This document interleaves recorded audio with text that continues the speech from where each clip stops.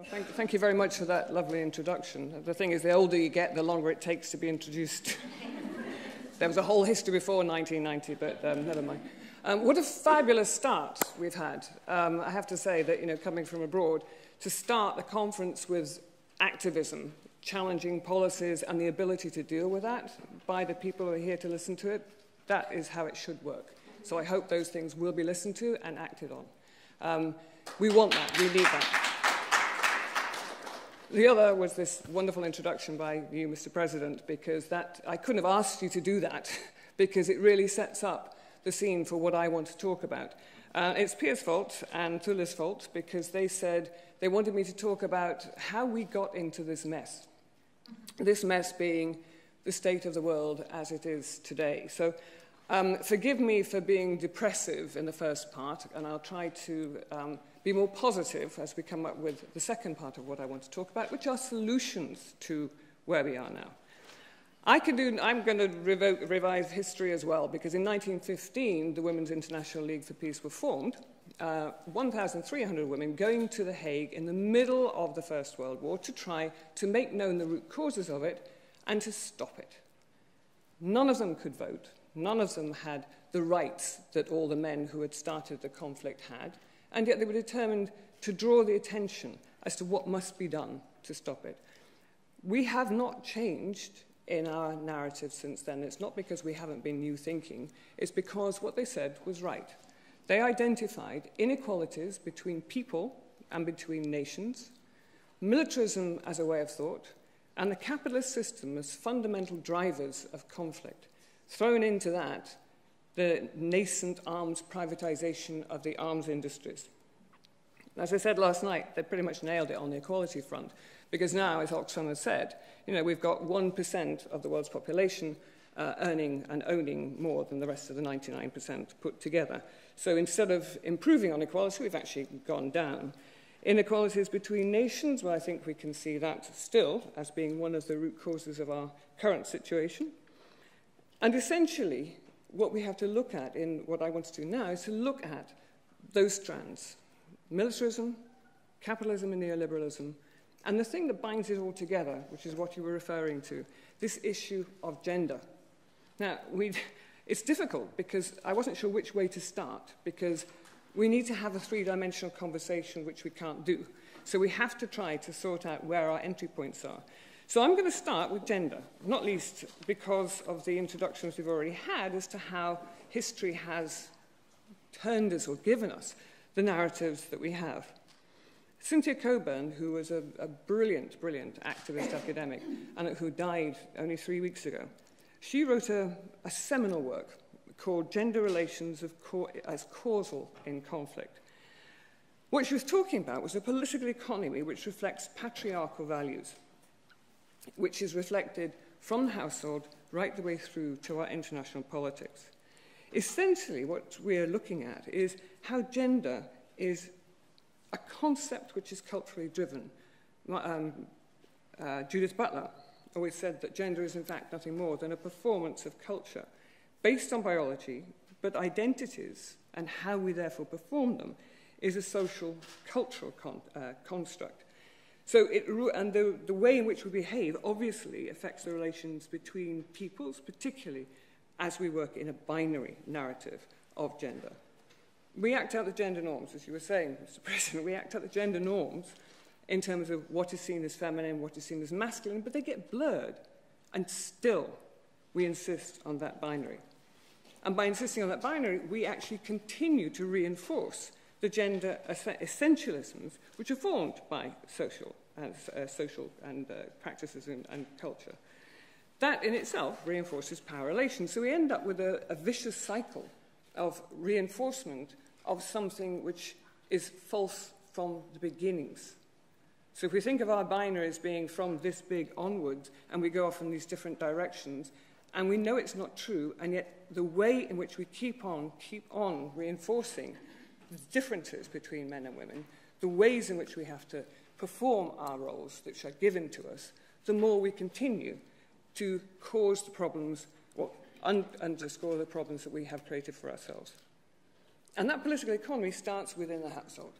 If you think who has a political economy very much as a power dynamic. Who has power, how they use it.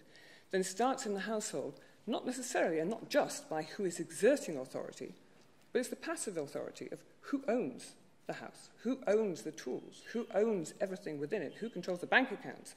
All of this is normally held by the male in most cultures. And that means that there is a power this imbalance between the two genders. And that means that children are brought up in households seeing this binary and then being rehearsed and inculcated into that binary. It continues into education, as we all know. And from education, it passes into governance structures and then into the economy, all therefore reinforcing what we started with, which is a binary gender definition, which affects gender relations, which then makes them causal of the structural issues that we then have to confront in order to change the way that society is working. Power is the ability to enable something to happen. You can do it through persuasion, you can do it through coercion, or you can do it through blatant use of force. That force, in today's thinking, is both military and it's economic. This we know. And it needs, particularly in the military sense, it needs a particular construction of masculinity and a particular form of femininity in order to make it happen. It needs our idea of the heroic warrior, the man who will do violence, even if he doesn't want to, but he's expected to, because it's both heroic, it's honourable, it's worthy. And we reinforce that all the time with our films, with our books, with our histories, with our narratives. We do create that myth. Even through our international humanitarian law, we allow for certain horrors to take place as long as they're within certain rules. It's fine to smash this, smash that, kill that person, kill this person, but not those over there. So we haven't even said as a matter of law, you should not do these things. We make it honourable to do it, culpable if you're a bad apple and you break those rules, but essentially we normalise the idea of using violence as a means of conflict resolution. To make that happen, we've got to see men as protectors, we've got to see women as the beneficiaries of protection.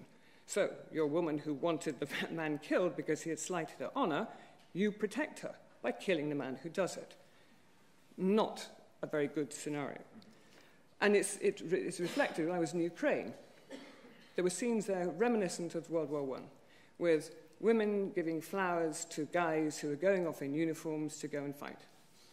That historical idea of passive femininity providing support and succor to the men who go off and do the bidding of the state. And it's a win-win situation for patriarchy because basically those men who don't want to do it, there's a hugely negative impact. And we all know as you get sucked into the beginnings of conflict, you have to take on the role of the warrior. You have to then not confront what it is that they're making you do. Because then you are a homosexual, you're feminine, you are naive, you are idealistic. And that, of course, has a massive impact on how men then have to be caught up in this maelstrom. We do not celebrate our conscientious objectives of heroes as being honourable and worthy and brave. We don't do that. And yet they are. All those men who are leaving Syria because they refuse to fight and kill their fellow Syrians are illegal migrants or bogus asylum seekers. But they're heroes because they would not pick up the guns and kill. But we say we don't do that. Instead, we actually shift that binary so that if we make and create men who are prepared to do the violence of the state. We make and create that so that we can continue in our militaristic thinking. And that's exactly what our foremothers were talking about. And why do we do that? Because of security. We think of security, we think of militarized security, and we think then of men with arms providing that security. And it's very interesting, the advisor to NATO, when she's, we shouldn't name names, but when she's talking about when men see guns and flags, they see security. When women see guns and flags, they say, oh, dear me. It is not the same response at all. So it's a brilliant narrative because what it does, it catches everybody in it. You have the fear, you have the security, you have to have the men doing it. If the men won't do it, they're seen as then effeminate. And then you have the women now, increasingly, since we decided that equality, and only equality, was what was needed, we're sucking women into that structural system. So when we have the abuse, I think, of the women, peace and security agenda to say that we want women's participation, huge amount of effort into the women's participation in the military. I don't want to be shot by a woman. So what's the point in all my life's work if it ends up with just a bunch of women in uniform shooting the same way as the men were doing? No.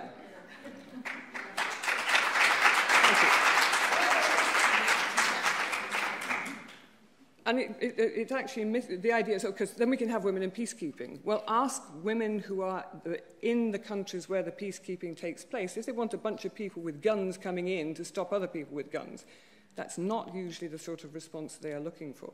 Think of the millions we could put into local peace-building initiatives which actually have traction and work because they're homegrown, if we weren't spending millions on having peacekeepers go in order to keep a peace that doesn't exist between two binary factions. But we don't think outside the box. We think, oh yeah, let's just co-opt women into a system which doesn't work. So, we have a problem. We have women now being co-opted into the system, structures which are patriarchal, not changing those structures, and indeed rehearsing them in a way which is actually the same, if not as the same or worse on occasion. The heads of the biggest arms companies in the world now are all women. That didn't change anything. We've had some brilliant women leaders. Did that change anything? Not so brilliant. We've had some women who are heads in UN agencies. Have they changed things? Not so much. Because it's the structures within which they're working, which are still built on this gender binary and this idea of patriarchy and the powers that work within it, that is preventing any fundamental change. Militarism as a way of thought. And that has obviously huge, huge implications for what we spend our monies on. $1.7 trillion a year on arms. Each nuclear state spends between $2 and $30 billion on their weapons every year. Who pays for that? The taxpayer does. Who profits from it? The arms traders do. There is not one single CEO of an arms trading company that is not privately a billionaire. The 1%. And as the taxpayers' money goes into all of that, there's no money left, or insufficient, for education, for healthcare, for social welfare, for the realization of the whole tranche of social and economic rights which facilitate and help equality. Where there is austerity, and often there is austerity because there is so much money put into the military that there is no money left, so you have to slash. You're not going to slash your military budget, you're going to increase it, witness the United States, witness the United Kingdom, and as a result, the gender dimensions of austerity kick in, and you see women losing their jobs. You see women unable to send their kids to school, unable to feed the kids. In Britain, 85% of the cuts from austerity fell on women, which was about 1.6 billion, which is about the same amount as it cost to renew Trident that year. So women paid for the renewal of a nuclear weapon whilst they couldn't feed their kids, or didn't have anywhere to go when they were the victims of domestic violence. So you can see this is a self-fulfilling, three-dimensional conversation as to how it all works. And with neoliberalism comes the sorts of policies towards other countries which foster inequalities between nations and between peoples.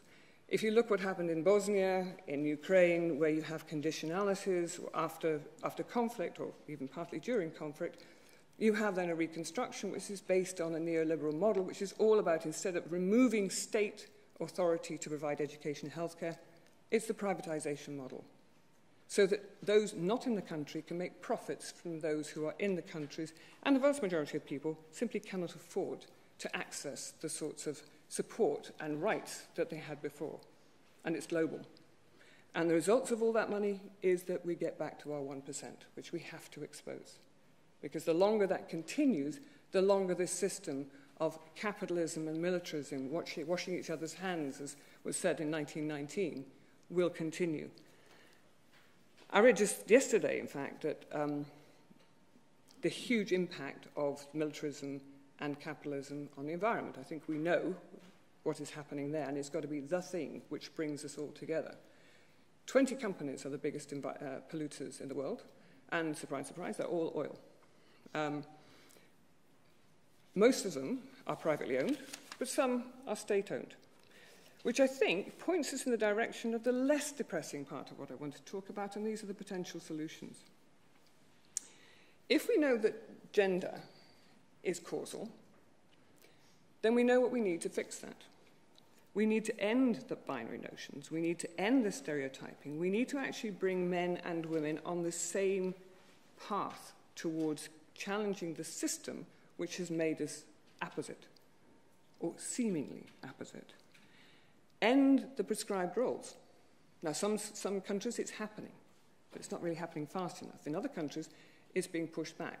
And the fact that it's being pushed back massively within the United Nations system by particular states led by the United States, I think is actually very encouraging, because it shows they know what we know, that if we change the gender binary, we will actually affect fundamental change in the way that the world does business. So that's the big pushback. Both neuroscience and evolutionary biology are showing us now that we all start off pretty much the same, and the rest is this performance of culture. So if we know that, we can change it. And that's why I like this idea of an Imagine Forum. Imagine if we did that. It has to be done through positive action. It doesn't just happen by itself. We have to start looking at how we do our education. We have to start thinking of how we not just include women, but how we expose the gender dimensions. And just to say, one of the reasons why the huge efforts to get the Ban the Bomb Treaty, which won the Nobel Prize 2 years ago, why that was so successful was that it actually was led by feminists, men, women, queer, LGBT, and they had a different approach to the way in which they used their advocacy to make the changes needed. I'm going to say a little bit more on that in a moment, because it's crucial to how we can go forward. But just think in terms of if we want to deal with the economy and how that works. Lots of alternative economic treatises out there, and I do recommend Kate Raworth and her donut economics, how we can live within the Earth's abilities to sustain us. One way, look at the way that we invest in companies and invest in our futures. Those 20 oil companies, what happens if shareholders disinvested? What would happen or insisted on controls? What happened if the state-run companies were forced to actually comply with what would be under the Paris agreements? What would it look like? Regulated, controlled, ensuring that what they do brings us down below the threshold of 1.5 degrees centigrade temperature increases. Disinvest. We've got Norway, Sweden, and it might even be Iceland, I'm not sure, whose pension funds have disinvested from everything nuclear. Excellent. One of them came to me and said, can you give us a list of the countries where there's huge human rights violations so that we can then disinvest from there? No one has the list. But if we had the list, we could do that as well. We could do that for pollution. We could do it across the board. Look what Norway did in relation to Brazil. They said that biggest pension fund, they would disinvest from any company that sought to take advantage of the destruction of the rainforest. But they would invest in those who would actually do good. An ability to change, simply by changing the economic power that is wielded. We could do the same in relation to arms. Nearly all our pension portfolios are in all sorts of different companies with some are investing in arms. We don't know. We need to know. It's our money. Where does it go? What do we do? Because if we start to put where the money is and we disinvest from those industries which are supporting the structures which we know are inimical to our survival on the planet, then we can actually make the changes. But we have to be conscious about doing it, and we have to investigate and be active in terms of what we do. So we reverse the economic policies of the day and invest in things that can be done to make good. So in militarism, if we do 1 and 2, then we're pretty much getting towards the ending of militarism as a way of thought. We're looking and getting to the space where we see the human being and the planet as working together instead of the 1% changing and challenging and taking advantage of what it has to give, then looking for safe havens in Iceland, New Zealand, or Alaska, which apparently is the latest phase. Going back to the Ban the Bomb, why it worked. Because the people who were organizing knew that the people they were talking to were working in monoliths, not silos, if you like. Silos within their country, silos within the UN, silos within the NATO bloc, for example. But in each of those, there were people. And we have two responses to fear. One is a security which is militarized. The other one is a cooperative one, which is the natural way in which we cooperate. I've worked in many different countries affected by conflict, and I now meet with many, many groups who are affected by conflict. Not one of them want the conflict. Not one of them wanted the conflict. Not one of them saw it coming in the way that it did come, because it's always the way. At what point do you say, oh, I've got to go now, it's going to happen, because it'll never happen here, it'll never happen here, and then bang, it's too late, it's happened. But it wasn't wanted. And all of them want to cooperate. All of them want to make changes. We've got women from Afghanistan now who are really working so hard to do just that. And it's natural. What they did when they were banning the bomb was to talk to people as people within those delegations, within those organizations, within those structures, who had a mandate to do one thing, but actually as human beings realized that cooperation was the only way in which we're going to change this, which meant not kowtowing to those who had the nuclear weapons, but bringing in everybody else to say, we cannot do this. This is absolutely going to lead to the inevitable destruction of the planet and people and everything on it. And it worked. So in closing, I think we can see how we've got here, and we can have a long discussion, because each of those things I've mentioned is several PhD theses plus.